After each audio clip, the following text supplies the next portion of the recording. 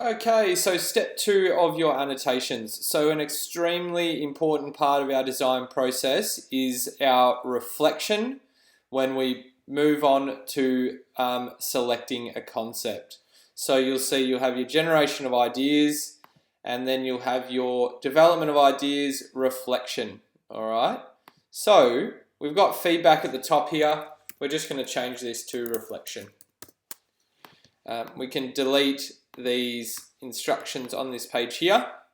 What we're going to use is called a P.O.O.C chart. So you will find this posted in today's post on the stream. Click on the link, simply save the image. It's going to save it to my desktop, nice and easy place. Yep. And then all we need to do is simply drag that image from your desktop and place it on your folio. So P.O.O.C stands for problem, options, so they're going to be our two favorite concepts, and the outcomes, we're going to look at the pros and cons of them, and our final choice.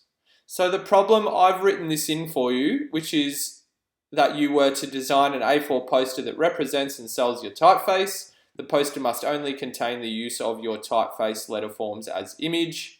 You must draw on the inspiration from your poster research. Your poster must clearly utilize a range of design elements and principles to create a bold, energetic, and exciting representation of your typeface.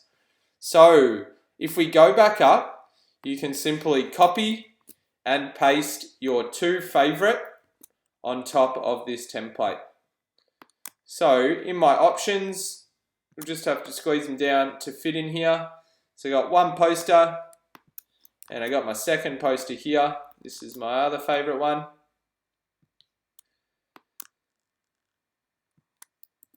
So when it comes to the outcomes, this is where we list our pros and cons. So we can begin by starting with a pro for each one.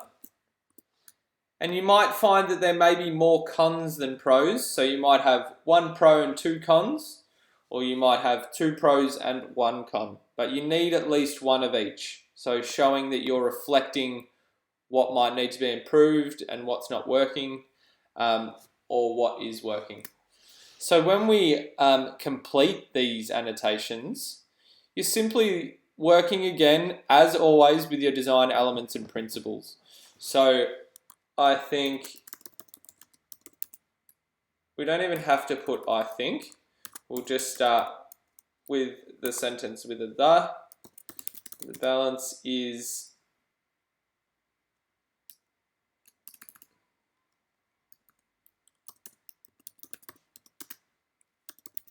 let's start with the movement through type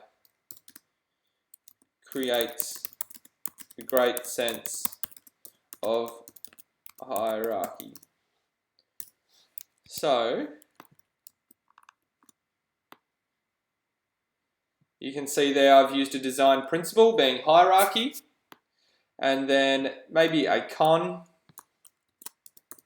So I think maybe the contrast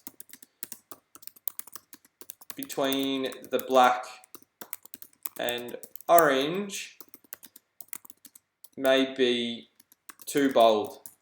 So it's just yelling at us, that contrast. So maybe I could tone it down a bit if I was to choose this concept. And then maybe another pro.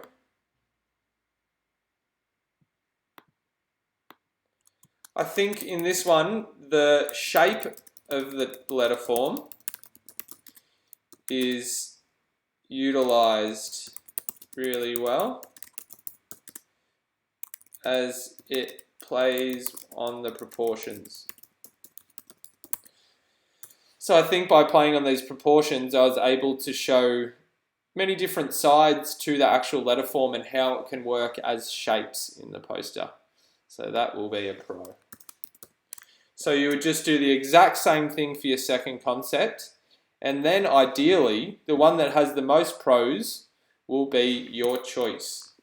So then all you need to simply do is put your pros into a sentence. So I have chosen option 1 as my final poster.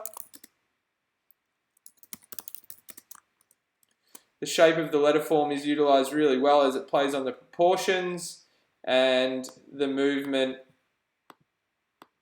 you can simply copy and paste. And the movement through type creates a great sense of hierarchy.